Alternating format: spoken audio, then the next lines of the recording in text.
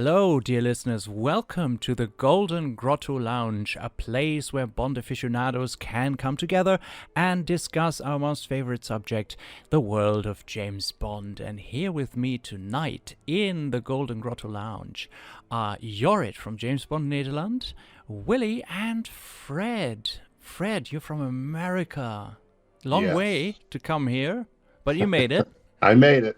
Was the boat ride enjoyable to the grotto? Yes, very, very much. It's intimidating, all this grotto stuff. Well, Largo dreamt it up, but I'm just using it. And Willy is a friend from Germany. We're both from Germany. Yeah, that's right. We're from Germany.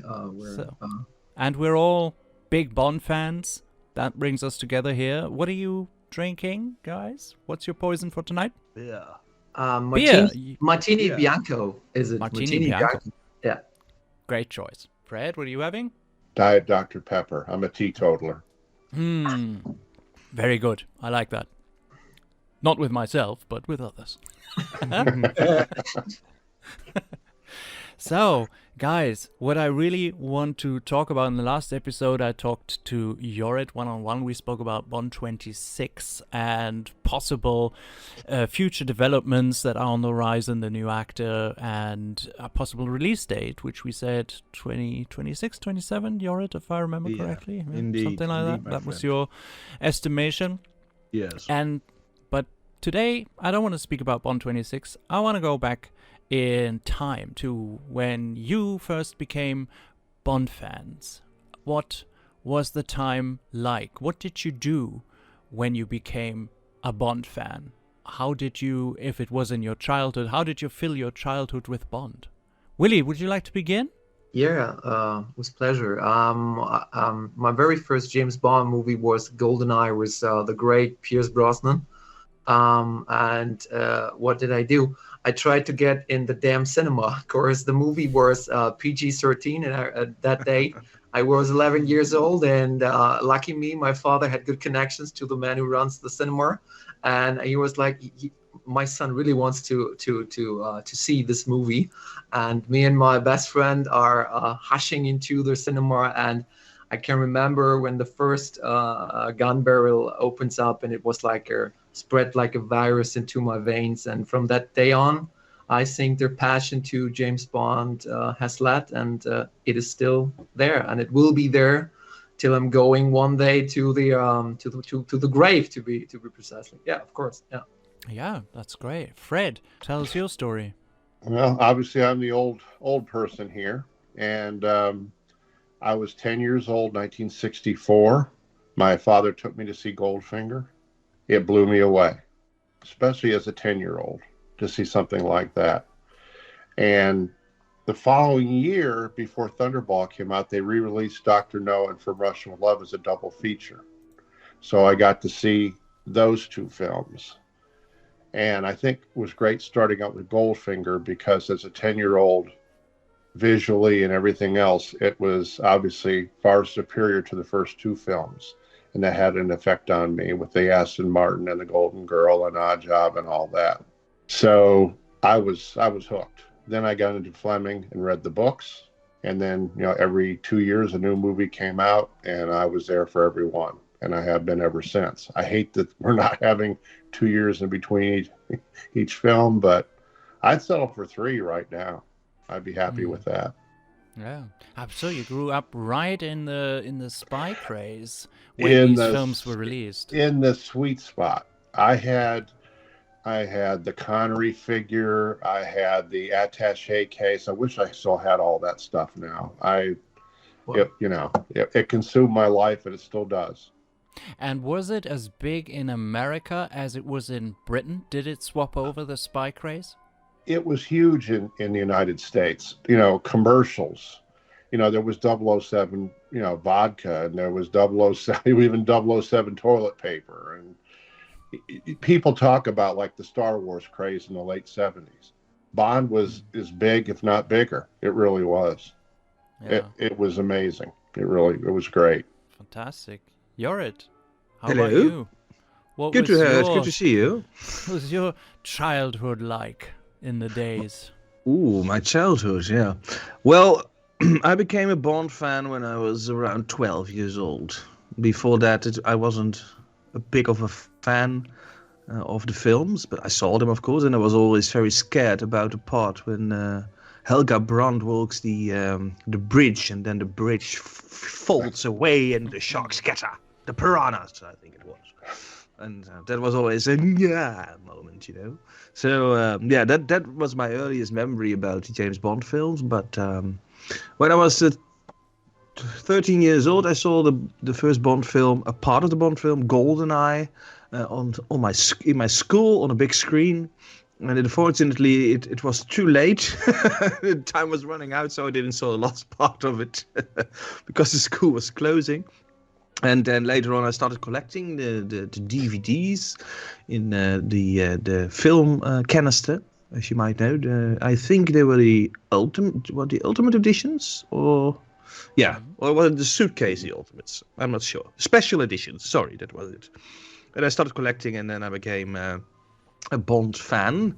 And my first movie in the cinema was The World Is Not Enough. I remember it dearly. I was in the back of the cinema. I had no one in front of me, and I saw the boat chase, and I was sold. Completely sold to the Bond films. How is it possible that a film crew gets 3 weeks on one of the most important sites of the world, in front of the Houses of Parliament, the MI6 building even, and how is it possible that a film crew can film there and do those kind of real stunts? Because most of them stunts in that chase are real. So almost all of them. So that was the moment when it became the virus that is still going on. And I remember at the time, not just the commercials were great, but you could buy so much stuff surrounded, brought about by Bond. I mean, I don't know how many toy guns I bought. The plastic Walthers, and I actually still have them. I still have most of them, the P99s and the Walther PPKs, and we ran around with them, making fan films and other stuff. Which of course today is impossible. You can't do it. If somebody sees you, they think you're a terrorist or something. Especially when you paint it black. But back in those days, I remember I even flew to London with it in my suitcase. Wow. Yeah. Wow. Or I bought one in London and had it in my suitcase. Whatever. I don't remember. But that was possible before 9/11, you know. Yeah, of course. Yeah. But I mean, probably they didn't see it. I packed it well.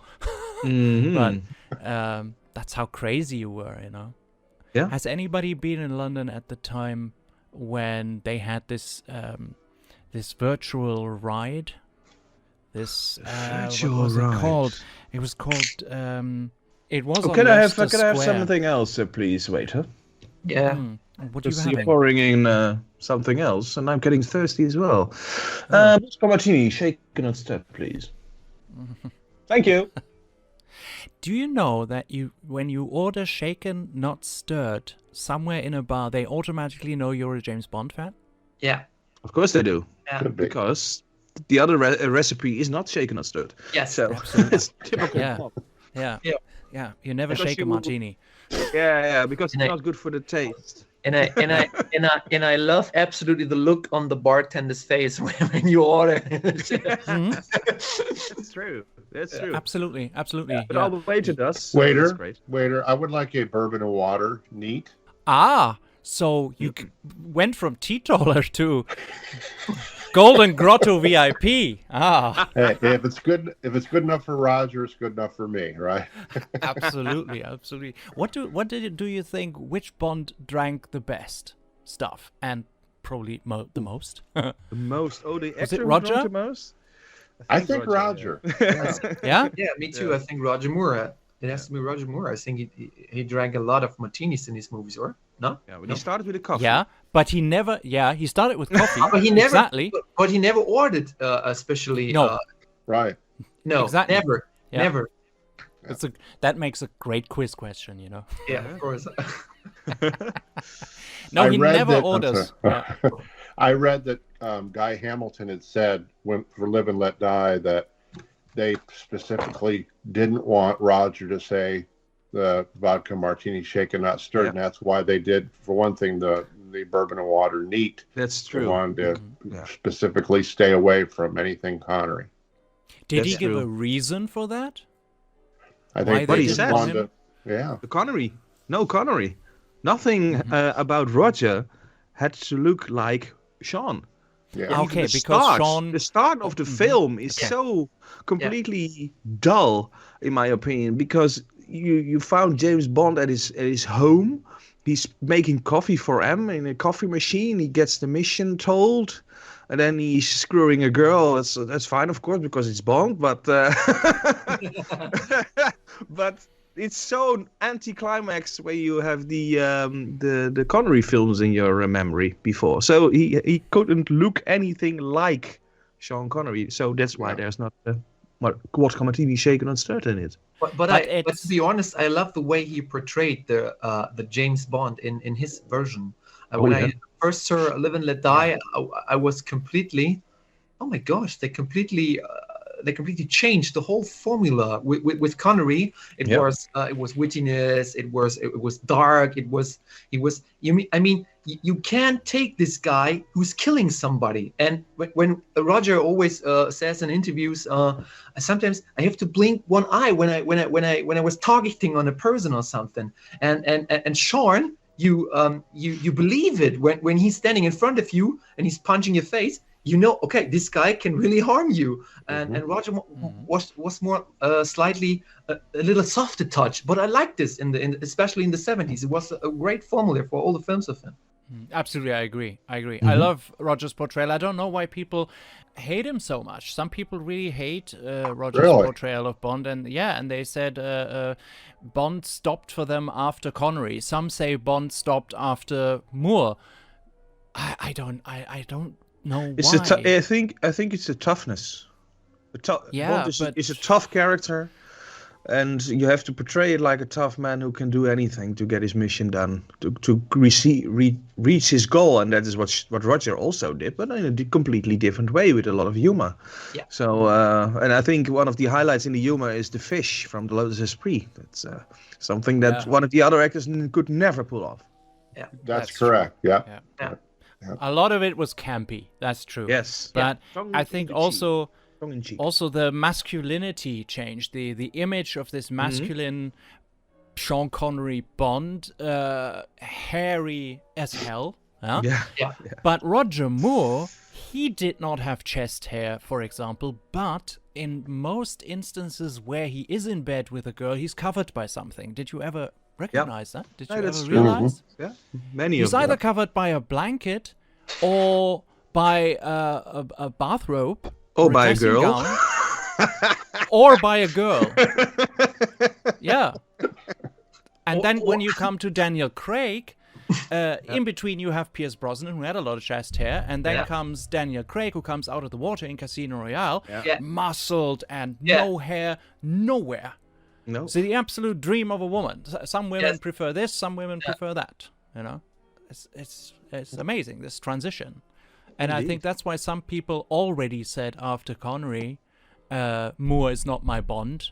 And after Moore, they said, Dalton is not my Bond. I mean, you can find something if you look hard enough. Of course. But I that's love all of them. So, I remember when you just put out Casino Royale, Benjamin. I remember when I first watched Casino Royale, I was like, we were 4 men and accompanied by our girlfriends, to date girlfriends, of course. And I was like the scene when he came out of the water, and it was like every man in his seat was falling down 5 to 10 inches, and all the woman was like growing higher and rising in the sea. Like, oh my gosh, what a man! He's a man. And then I get a look from my girlfriend. why can't you look like him? And I was like, I'm going to be the shape of the body someday. Who knows? Yeah. Well, Yeah. and of course it was the case with Daniel Craig before they showed that scene in the Sun or the Telegraph. I think the spy photos. Before that, he was no one for all the press and for many of them fans, because he was blonde, he was young, he was not tough, he was something else. He was completely stranger. He wasn't tough.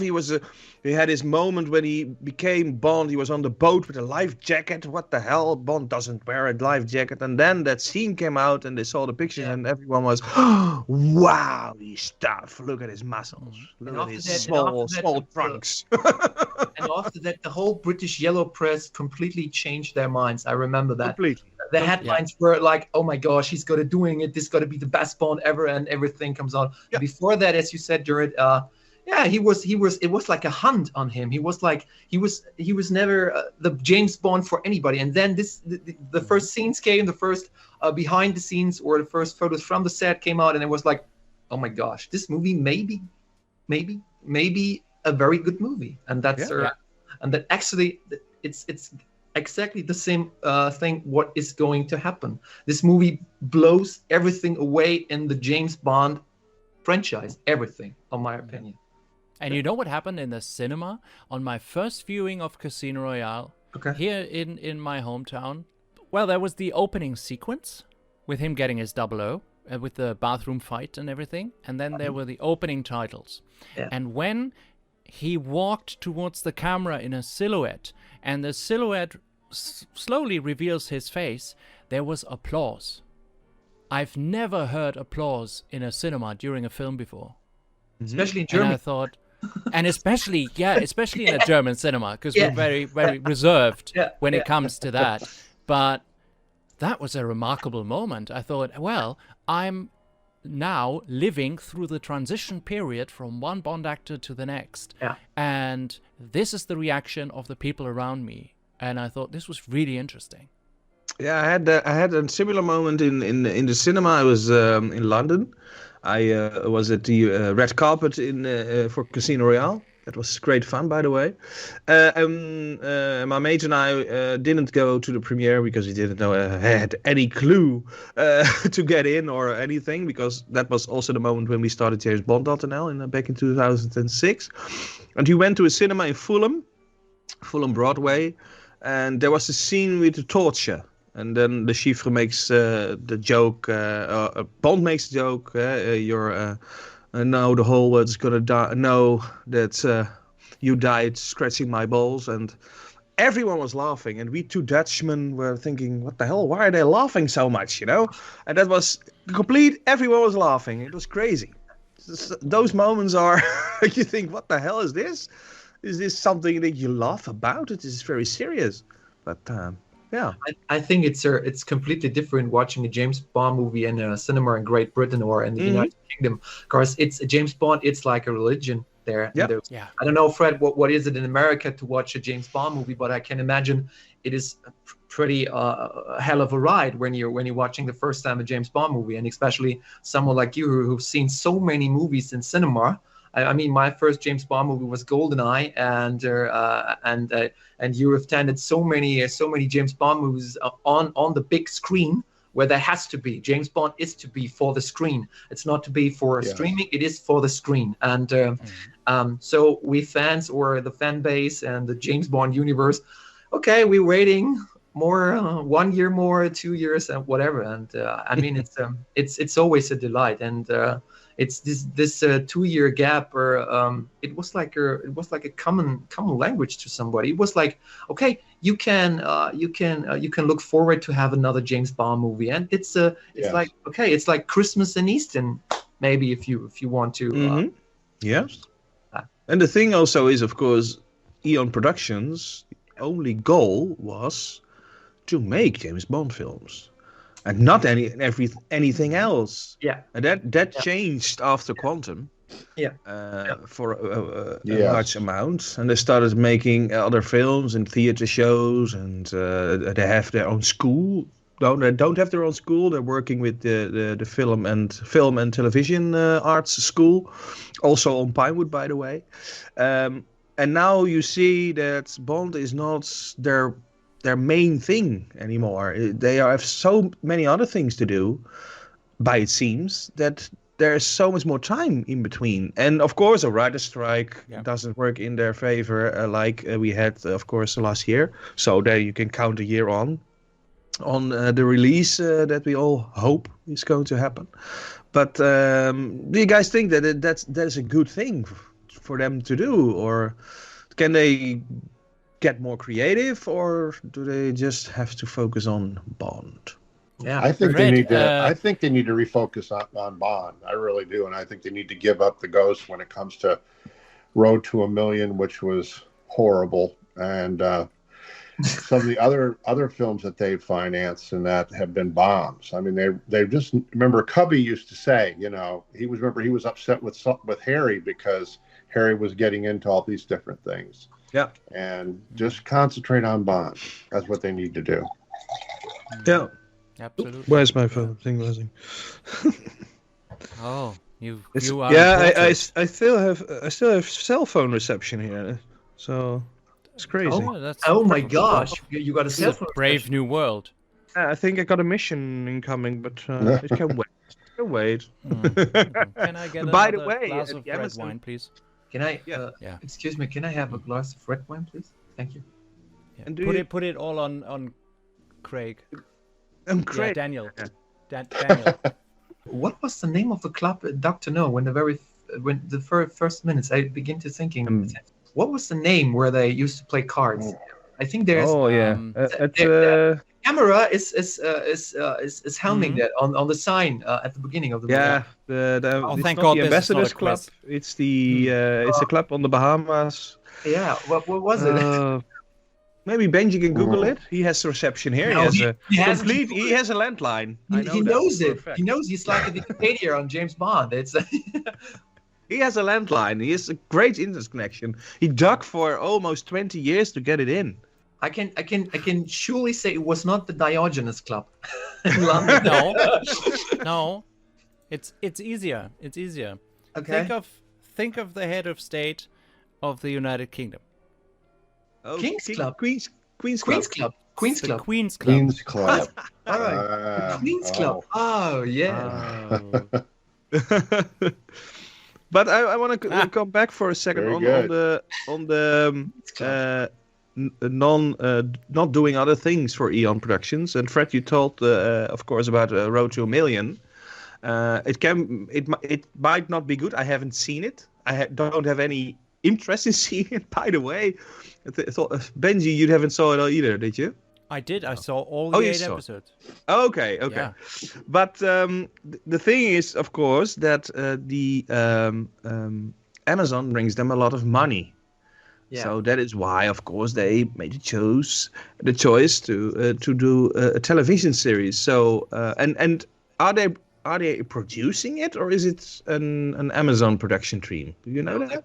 They were producing it, or no? Really? Yeah, that's what I would say now too. Yeah. No, they're producing it. Okay. Eon was producing it. Yeah. Well, just for the money, then. Yeah. But It seems like a cash grab. Yeah. It does. Yeah. Simple as that. Sad, really. Yeah. I mean, if you watch it, I mean, watch the first 2 or 3 episodes and then tell me what you think, or tell us what you think. But I mean, it's amazing how I managed to watch all 8 episodes. It's just to get a clear picture for my review, I guess. Yeah. And I'm a completionist, so I don't watch half of it. And no, not when it's Bond. I mean, when it's a regular TV series that's new or something, I give it 2 or 3 episodes to check out if it's worth watching. Yeah. For the whole thing, because usually they have 8 to 10 episodes, varying from 45 minutes to 60 minutes. And I don't live long enough. But after watching Road to a Million, 8 hours of that stuff, I thought, well, that's your principles down the drain. That's time nobody gives back to you. Oh my God. Sad but true. Yeah. I was like, Oh. when I first watched, or when I started to watch Road to a Million, and when you just said you're reviewing it, I was like, I remember when Ian Fleming asked his neighbor on his Jamaican island, it was Neil Coward or something, and he was like, "Do you want to play Doctor No?" And he was like answering like, "No, no, no." And it's just the same with Road to a Million. I mean, it's ridiculous. Of course, there's, I guess there might be a chance that this series could be very successful, but it has absolutely nothing to do with the James Bond franchise. Yeah. Despite the locations, and this is not enough to say it's a James Bond series. Right. All So- right. No, No. no, absolutely agree. Yeah. No. Fred, you've seen it. Have you seen Road to a I Million saw in I full? saw the first episode, and I couldn't do any more. Wow. I couldn't. Yeah. I was bored. I was congratulate your decision. Bored to tears. Bored to tears. Yeah. Yes, Wow. nice. Yeah. I can But it- imagine, yeah. But as you said, Benjamin, there's time. Nobody get you back. No, this is Absolutely. Oh, Jesus, it was. Yeah, absolutely. No, And the villain, really. it was not a villain. I mean, Brian Cox used to play the villain in this this series. But Wasted. what was Wasted. it? What was it? What No idea. what was Babsy thinking about? Come on, let's Money. put, money, Dollar of course. signs. Yeah. Money, everything about money. Yeah. I could have done that job. I Yeah, could have been the Of course you controller. can. Yeah, I can. you I make mean, great I documentaries, so no. I mean, you can put me in a room to just look stupid, and just just put the camera on my face, and you say, look stupid, look like tension and drama, Yeah. action, and okay, after 2 seconds, thanks. That's all we need. Thank you. So that's what they did with Brian Cox. Yeah. That's how He's it looked too like. good an Yeah, actor. yeah. He's too good an actor to be placed in a situation like that. Absolutely. Yeah. Yeah.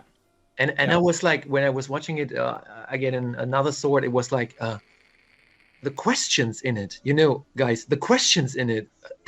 I thought, okay, now they're coming up with typical James Bond fan questions, or even at least something in the direction of James Bond. But it has nothing to do with it. No. Nothing. Would you participate? Though? of course.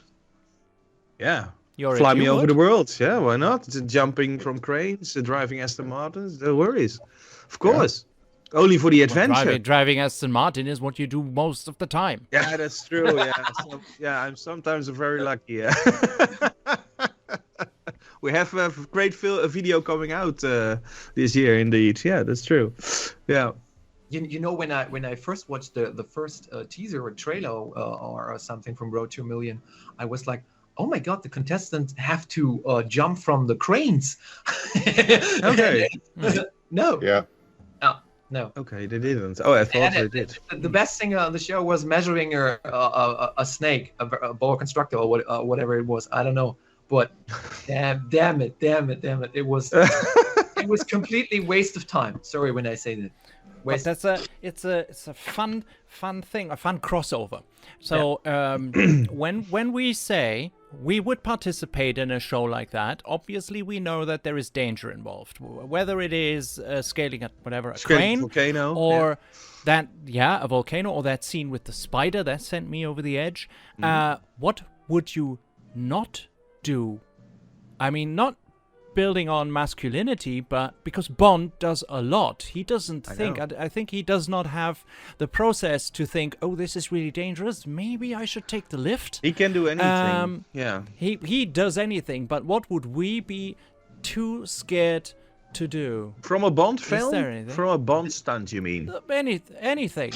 If they put you on a game show, what would you not do? Diving with white sharks and barracudas, like in Live and Let Die in the novel. Never. Okay. Never. Good. Eat something that I really don't like that egg that they put in the ground in Vietnam, or that fermented herring from Norway. Oh. Blah, blah. They have it. The name is also so gross as no, not that. Surströmming, isn't that from Sweden? Surströmming, yes, yeah, It's from Surströmming. Sweden. Yeah. For Benjamin again? me, Horrible. Yeah. rats. Anything to do with rats. Rats. So That no scene Skyfall. in You're like Golden Indiana Dog, Jones. When they're down in the underneath and all those rats are, I would have freaked out. That would have been it for me. Yeah. And Benji. Okay. Well, spiders. Spiders. I spiders. wouldn't have done that thing with the tarantula. I wouldn't have done it. I would have fucked right off. Run! You know, guys, there's another thing I wouldn't do. It's having a date with Emma Blunt. Yeah. Okay. Yeah. Emma Blunt. Although I think as long as you don't get on her bad side, she's pretty sociable to be around. Side? Probably. Okay. Yeah. Right? Rosa Klebb. Yeah. Rosa Yeah. Klebb. Yeah, Mhm. Rosa Klebb. Imagine being in the Alpine room with Rosa Klebb and Irma Bunt. Nah. I would have scratched you my have to nails make- to pieces to get And, out. Yeah. and Benjamin, on top of it, the girl from The Living Daylights who used to help James Bond. Oh, yeah. Oh, Yes. yeah. Malika With the bells and Rick- the Rickless or Christmas something. tree. It will light Yeah. up like Christmas tree. Yeah. Yes, yes. It's a And you have Christmas to, tree. yeah, exactly. And you Our have to man strike here. up a polite conversation. Yeah. What topics would you open with these three lovely ladies? Do you like knitting Torture as well? instruments, knitting, No. Yeah. I would say something like that. I Do would you have say any new knife skills, Rosa? I would compliment God. them on their. You three have very nice legs and hairs. Mm. Yeah, that's usually the start of It's the something start, yeah. very bad. Yeah. Yeah. Mhm. I But can who- with, vividly imagine. With what character from the James Bond films would you go on vacation? Vacation. Yeah? Just vacation? The Yeah, Bond vacation. girls? The Bond No, girls? from the or- Bond films, yeah. A character from the Bond films. Domino. Tell you what, Domino, Tell you great what. choice. Vesper. Vesper. I mean, Complicated. we all know Calvin Dyson, right? Of course. He was in a hot tub, in a big Yes. big outdoor hot tub thing with Pierce Brosnan Yes, on Iceland. In the Whoa. hot springs. in Iceland. Yeah. Yeah. And I remember him making a video about it. He didn't approach Pierce Brosnan. He just accepted that he's there, but he Yeah. thought about it. But would you have done it? Of course. I would have done course, it. of I would have done course. it. Sure, on in a kind of way that you're just moving to the other side and just going a bit near him and try to make eye contact. And I think he would talk. Of course he would. Of course. Yeah. I mean, I met Pierce once. I'm Nice. Oh, have you? You Yeah. have met him already? I was living in California in the mid '90s, and after GoldenEye came out, I was working for Blockbuster Video. If you remember Blockbuster Video, Yeah. Mhm. I was working for them, and we won a contest and got to go to the Blockbuster Entertainment Awards. I don't know if you remember, they had those in the late '90s. They had their own award show, and a bunch of us went up. And we got to see, it was at the Pantanges Theater in Hollywood, where the Oscars were like 60 years ago, 70 years ago. Mhm.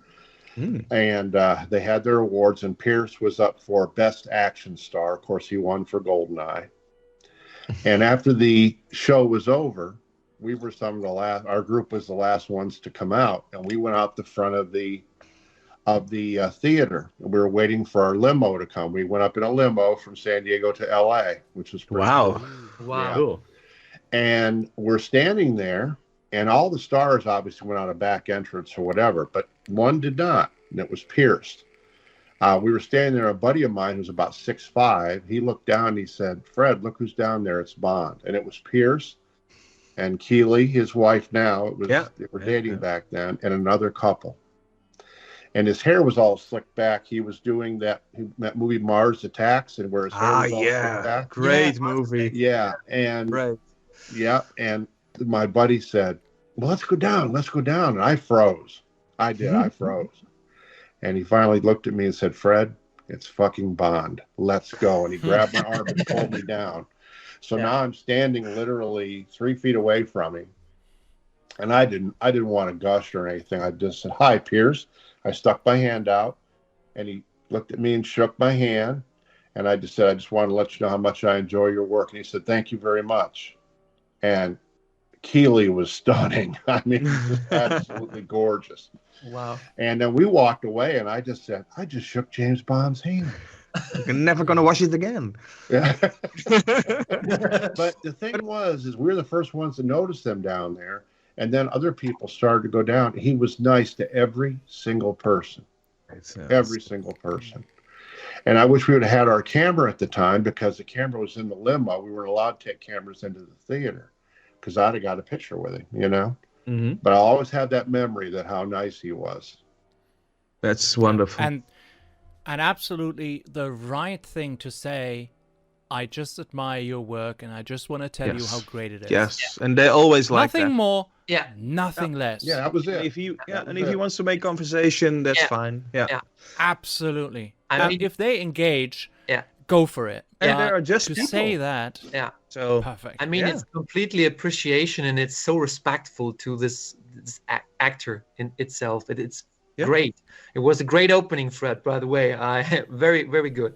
Very good. Appreciate it. Thank you. But it was a great experience. And like I said, I didn't want to go down. I was like, I don't want to bother the man, you know, and I was nervous. But then, thank you, my buddy JR. He dragged me right down, and I'm forever grateful for him to do that. So, yeah, cool. I can imagine. Yeah. That's Did anyone- really. Did any one of your other guys, Jorrit and Benjamin, ever met something from the Bond canon or from the? So many. Yeah. I've met A handful. Yeah. A handful. More than 10, Yeah. 15, I think. Also from behind the scenes. Yeah. I've met John Glenn a few times. Wow. Roger Moore. George Lazenby once. He was very drunk. And as he most of the time is.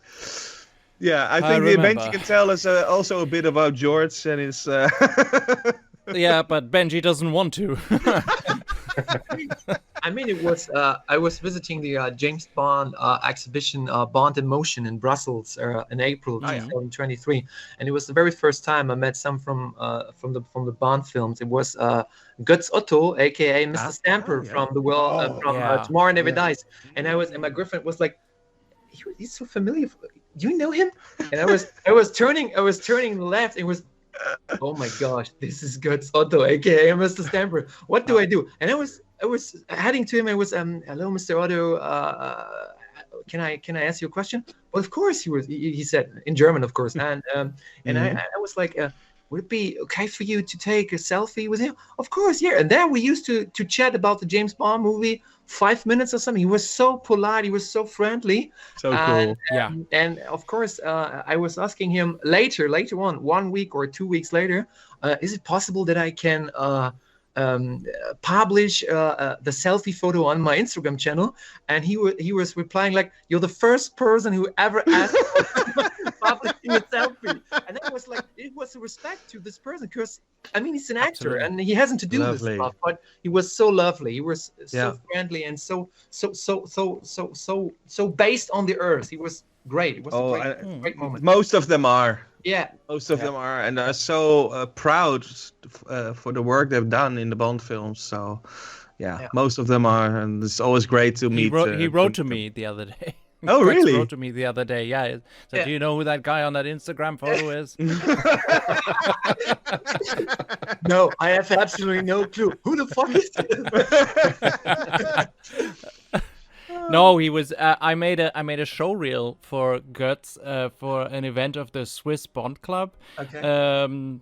They regularly do an event series, an evening with, and then they invite some famous person. And they asked me to do sort of a show reel, more like a trailer of his work. And as thorough as I am, I dig out everything that these actors have done, and I try to get as much as possible. So the show reel turned out to be like 13 minutes long. And he wrote to me and said, all his work from the beginnings of television, the first things he did being in a background, where did you get this crap? And I said, well, I have a very big archive there you go. of stuff. But I can confirm that he is one of the loveliest, well-mannered people that you can meet. If you have a chance to meet him, do. Same goes for John Glenn. He is such a great storyteller, Yeah, absolutely. Together with his wife, as a couple, they are dynamite of fun and entertainment. Great. And little known fact, his wife was the reason that I got together with my last girlfriend, because she pushed me to what to say and what to do. And during a dinner in Frankfurt, I turned to Mrs. Glenn, and while everybody was discussing film and how films are made and some boring stuff, I was talking to Mrs. Glenn about women. That was really fantastic. And she said, you know what? Never mind age difference, 17 years. As you can see, John is a lot older than I am. Mm-hmm. Go for it. Yeah. And that's what I did, and it turned out to be a very great 3-year relationship, and I always updated the Glens on where we were in our relationship. That's great. Cool. Lovely story. Lovely story. Because she demanded regular updates on how Sophie and I were. So I didn't update them on the end, but yeah. That's so cool. I always also wanted to say a big talk about Andreas Wisniewski, Necros. Yeah. What an incredibly nice and warm character that is. If you ever get the chance to meet him, incredible. So cool. And I funny. have a great story about funny. Andreas, by the way. And Benji knows it, of course. I brought Andreas to one of the events that Danny organized, Danny Moisten organized, and they sent a taxi to the hotel, and I was staying in the same hotel. Benji asked me, please come over, we're going to have fun, and it was great fun, of course. And they asked for a taxi, but the taxi didn't show up, so I came back in my car from the afternoon meeting that we had. And I parked my car and I walked into the reception to get something or get changed, or I'm not sure. And Andreas was there, and I was looking. Oh, that's a familiar face. And I walk up to him. I said, Andreas, I'm Jorrit from James Bond Netherlands. Nice to meet you. Oh, you're also here for the same event, I think. Yeah, that's true. And he said, I said, are you waiting for something? Yeah, my taxi is not going to show up. Okay. And I said to him, well, I'm going to get changed. Give me 15 minutes, and I will take you to the cinema. And I took him to the cinema, and it was so much fun. It was so cool. Wow. Yeah. Cool. So much for German efficiency. You need a Dutch person to drive your guest star to the location. Yeah. Yeah. Yeah. But to underline that with a quote. Yeah. Yeah, but that was a great evening. Yeah, I remember he was real fun. Yeah, and he also took the time for everyone to take a picture with him. It was so late. We were staying at the same hotel, so I took him with me back to the hotel, of course, and we had a drink, and it was great fun. Yeah, and we had breakfast with him, so it was also good. Yeah, and you came up. I know. I came with Chris. Came round. Yeah, it's wonderful.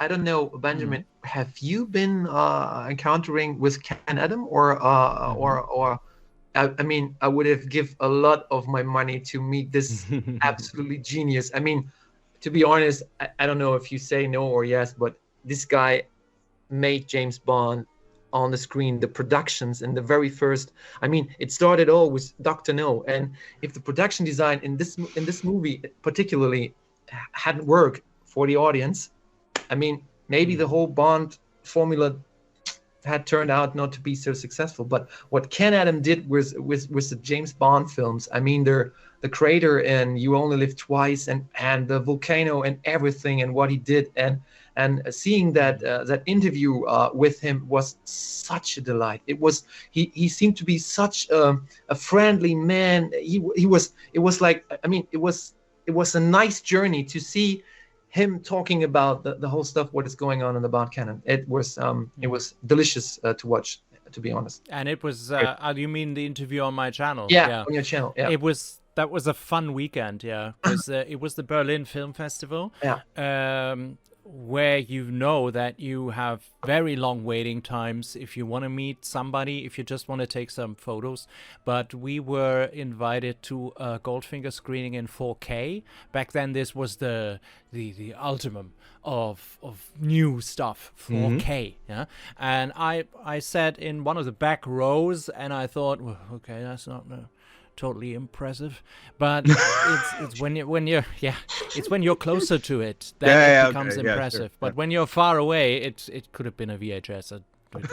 But they opened it with Ken Adam on the stage, and I saw automatically when he came on stage, he was very nervous. He fiddled with his jacket, and all of this attention of a whole room full of film festival audience members and press was a lot for him. I think he didn't want that. He didn't like that much of attention. He liked the attention of a few like-minded fans. When we got to the interview the next day, actually in that Goldfinger screening afterwards, there was a press hall. Really, the press hauled over him. Yeah. And it was a thunderstorm of flashlight and stuff. And I asked the organizer if I could have a quick word with Sir Ken. And they were all German, and Ken Adams spoke German, so that was no problem. And I thought, this is my chance for an interview. So I turned all my sound on. But because of the whole press and the room full of people, I couldn't understand Ken, and he couldn't understand me, and my microphone couldn't pick up anything of what we said. So I got his signature on the ticket, and I thought, okay, that was it. That was your shot. You missed it. Interview has gone wrong. You can't use that footage because nobody can understand what is being said. But the next day, we had an interview scheduled at his hotel, a very fancy Berlin hotel. But we didn't know if he would show up because his wife didn't feel well, and he stayed with her. But he came down, and it was, I think we were scheduled for a quick meet, some book signings, something like that. And I said, I remember quite vividly what I said. I said, do you remember me from yesterday evening? I was the one who did a quick interview with you, but my sound malfunctioned. I said something which wasn't even true, but because the sound was working. And we sat down in these comfortable lounge chairs, in the cigar lounge, and we spoke for, I think, 45 minutes or something. Wow. With his good friend, Sir Christopher Frayling, who I think is also his biographer. He wrote a book about Sir Ken, and that was very, very, very interesting, because he said to his friend, he didn't say it to us, he said to his friend, Sir Christopher Frayling, he said, it's very interesting because these two who are interviewing me, I know it was the vice president of the German Bond Club, Wolfgang, and me, and one person behind the camera. And he said, these people, they really know everything. They know their way around the Bond world, and they are very well-mannered and very sophisticated. That was the word he used, very sophisticated. And he added, usually when you go somewhere and have meetings with clubs, and the rest was inaudible, but usually that is not the case, because everybody is on you. Yes, indeed. Famous. Yeah, that's true. And he is a very, very quiet man, but a very funny man. I mean, his sets and everything. Okay. He knows that, and he gladly answers every question regarding to that, but telling me about the video game GoldenEye Rogue Agent and telling me that the computers broke down because they couldn't render the amount of gold that he painted. I mean, this is a man, he was in his 90s, and he spoke about a computer game, but he was very knowledgeable. He knew exactly what he was doing all of the time. And of course, the voice. His voice. Oh, that was something. Yeah. Yeah. Of course. Yeah. His whole way, his whole hand gestures, his way of so moving. Many stories. Oh my God. Yeah. Yeah, so many stories. Him painting with the Flowmaster pen that they later forbid him to use in the US because it has chemical substances in it that are not allowed to be imported to the US, stuff like that. And then his friends told him to stop smoking cigars because his health is failing and things like that. And for this film they made for the Berlin Film Festival, where he was recreating working at his desk, they allowed him one cigar. One cigar. Oh my God. Great story. This was the last interview before he died. Yeah, Indeed, that's true. That we filmed. indeed. Such a special man. And I remember he died the day before my film premiere here in Lucky here. So we set the premiere in his honor, but of course. I remember I sat here crying. This never happened with anybody else from the Bond canon dying, but people you meet, you feel these strong emotions. Yeah. Yes. And he was a Very lovely special, human being. And worth all the tears. Yeah. Indeed. Which is being back at masculinity. I'm just not masculine enough for Bond. So if I would audition, they would get something totally different. Maybe I can try. Me too. I would love to try to have an audition for James Bond. I mean, the main problem is not saying it. My name's Bond. James Bond. Bond, So shall I order something? Final round, maybe, Ben? Or do you want? Shall I order something? I would like to have a vodka martini, please. Can I have another one? Oh, of course. Of course. Can I have another glass of red wine, please? It was very good. Thank you. Thanks. That is a good one. Yeah, that actually is a good one. Make that two. Make that two, please. Yeah, it's still on the bill. It's bourbon and water. Bourbon and water. It's a keep them coming. What vintage was it in Diamonds Are Forever? Sean Connery used to referring of. Claret, 1990. Mouton Rothschild. Mouton Rothschild. Mouton Rothschild. I don't remember the year. I was thinking of the year actually. I don't remember that. No. I always find it very funny. Guess it's 2 times that James Bond speaks German or tries to speak German. That's so funny. Oh God! Pierce Brosnan on Frankfurt Airport. Oh my God! That was Hamburg. Company Hartstein. What does he said? Last big nicht verarschen. That's what he also But it was good. But it was really good. It was really good. He was. But how many languages does Bond speak? He speaks English, in the biography. German, French, of course. Yeah. Russian, Russian, of course. Yeah. And Japanese. Does he speak it fluently? Italian. What? Italian Lebanese? also. Italian, something. Italian? Okay. Yeah. 4 or 5. 4 or 5. I mean, he took a course in Cambridge, as he told That's me. right. Yeah. He was first. And he was also brushing up on a little Danish. Yeah. Yeah, He also obviously. did that. Yeah. So everybody who wants to live the Bond lifestyle, as so many fans apparently want to do, they should learn languages because it's part of Bond. Of course. Ooh. Of course. Yeah. All right. Yeah. I come to 3. So. Yeah. There are. What languages do you speak, Jorrit? You speak my Dutch. own, of you course. Speak German. Deutsch. Ja, ich spreche ein bisschen Deutsch, ja. And English, of course. Yeah. No, that's very good. Willy, what do you speak? English, German, Italian, and Spanish. But Italian and Spanish just the elementary level. Nothing more. Yeah, but me too. French as well here. Yeah. No French. I have a hard enough time with English, but but I do have, my ancestry is German. And okay. My father would, call me Doomkopf when I was little, and things like that. Yeah. So yeah. Okay. But do you know whereabouts your family is from in No, Germany? I Where don't. they I originate need to research that. I really do. Hmm. My parents are deceased and everything, but my grandfather, who again, I'm old, but my grandfather actually came over from Germany and settled in Pennsylvania.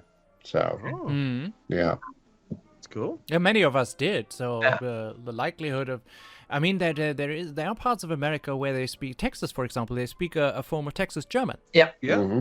Which Also is, Dutch when you sounds. hear it, And also Dutch, Yeah. we Yeah. settled. And you've heard of there, probably and- Pennsylvania Dutch. They call it down the southern part of the state That's of true. Pennsylvania Yeah. Dutch. Yeah. Yeah, because New York was called New Breukelen. Yeah, And that's Okay. Breukelen is Okay. Brooklyn. No And Amsterdam. Harlem is Haarlem. Harlem. absolutely. And there's also New Brunswick, but Yeah. I think that's Canada. New Canada. Brunswick is also Breukelen. Yeah. Yeah. Yeah. Mm. Breukelen is a town near in the middle of our country. Yeah. I'm originally Polish. Not many people know that. Really? And there's not many people I tell. Oh, bollocks! I just literally told the entire world. God, keep them coming. Keep them coming. By the bottle.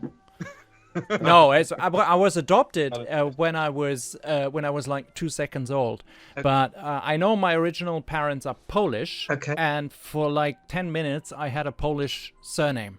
All right. Yeah. Okay. Which, Do you know is what it only is? on one piece of paper. Yeah, I know what it is. Yeah. Hey. Ah. That's what it says. There we go. And I really tried to learn Polish, but you need people to try it on. Now I have the chance again because I know some Polish people, but and I'm starting to brush up on it a little bit. Uh-huh. Yeah. But Also with a only blonde girl, or bad blonde girl. What yeah, blonde because girl? Bond is brushing up on a little Danish. I might think you're brushing up a little Polish with a blonde No. girl. Sure. Jorrit, as a matter of No. fact, my grandfather and my great-great-grandfather were from the Netherlands. They used to live 3 kilometers from the Netherlands borders. And Yeah. when I'm on the party with friends, and they used to demand for me, can you do that accent? Can you do? Because I'm able to. Oh, talk, try me. Come on, please. I'm able to talk at least the typical German accents, like from the north and the Thors and everything, and of course. But the Netherlands are completely different. Of course, the only thing I was once encountering was a couple. They come from it was like Zandvoort. Is it Zandvoort? Yeah, Zandvoort. Yeah. Famous Yeah. Zandvoort. And From the and I was Formula like drinking too much beer with my friends. They were going out, and I was like. Om de heel nuchter verhaling nog te heen, Luke. And then they was me. Stop it. Sorry, but it was like, but you're right, Benjamin. James Bond is a typical example for well education, in my opinion, and he is full of absolutely great manners. And there's one thing I would like to attach: he is very good in handling women. Definitely a thing. Many men in nowadays used to get a lesson by Mr. James Bond 007. Although questionable through the various depictions and decades where the films are from. So I wouldn't adopt Connery's Sean stance Connery's on women No. in Goldfinger. No. Slapping women on them. Although we do it at work, but mostly I get slapped. Yeah. I don't know why. Yeah. At work it's German the other way thing. around. German thing. Yeah. But I like it when they are going with Roger. The whole tone and the handling with women completely changed. I mean, the women are portraying much stronger as itself, and I like that. It was great. I mean, remember Barbara Bach in as Major Amasova in The Spy Who Loved Me. She was so strong. She was, but. The end, she has to be rescued by James Bond. Yeah, but that's James Bond. Yeah, or Holly Goodhead in Moonraker. Another What a example. name. Yeah. Yeah. Okay, gents. Yeah. Thank you very much for being with me for this second episode of the Golden Grotto Lounge. I hope to have you back at some point in the future to enjoy some nice drinks and stories from the Bond universe. To our listeners, thank you very much for listening. Please click like and subscribe, follow wherever you can, share our podcast around, and maybe one day you would like to join in as well. It's an illustrious crowd here at the Golden Grotto Lounge, and we've got drinks flowing by the gallons. Gents, it has been a pleasure. Thank you very much. Thank you. Thank you. Thank you. Thanks. Bye-bye. Bye. Bye.